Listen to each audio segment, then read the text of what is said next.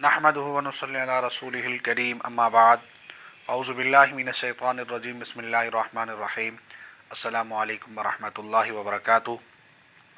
मेरा नाम हकीम क़ारी इरफ़ान सईद अल सईद दवाख़ाने से हाज़िर हूँ। नाज़रीन, उम्मीद है आप बिल्कुल खैरियत से होंगे और अपने घरों में खुशखुरम होंगे। मौज़ू शुरू करने से पहले आप तमाम दोस्तों से मेरी गुजारिश है कि मेरे चैनल को सब्सक्राइब करें और साथ बेल आइकन के बटन को दबाएं ताकि आने वाली हर नई वीडियो आप तक बर वक्त पहुँचती रहे। आज का जो मेरा मौज़ू है वो ख़ारिश के हवाले से है। ख़ारिश खुश्क हो या तर हो, और ये बहुत अजीब मर्ज़ है। जिस भी बंदे को ये ख़ारिश होती है वो किसी महफ़िल में बैठने के लिए बहुत उसके लिए परेशानी होती है। तो इसके लिए आसान मैंने आज एक तेल बनाया है, बहुत आसान और लाजवाब, जो बार मरतबा मैं बना चुका हूँ। आप भी ज़रूर बनाएं, अपने घर में ये तेल रखें। बच्चों को खुश्की हो या ख़ारिश हो तो ये फ़ौरन इस्तेमाल करें, इंशाअल्लाह इससे बहुत फ़ायदा होगा। अब आप सबसे पहले आपने पानी लेना है 5 किलो। उसके अंदर नीम के पत्ते 1 पाव डाल के उबालना है।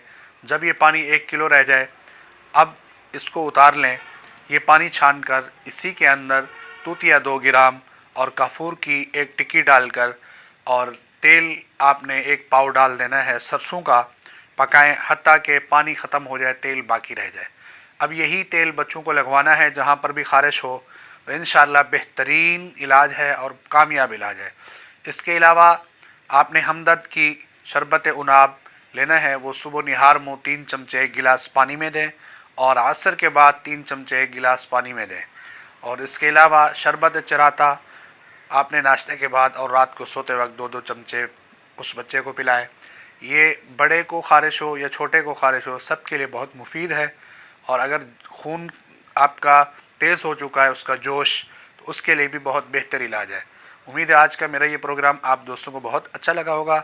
इसी के साथ मुझे इजाज़त दीजिए। अल्लाह हाफ़िज़।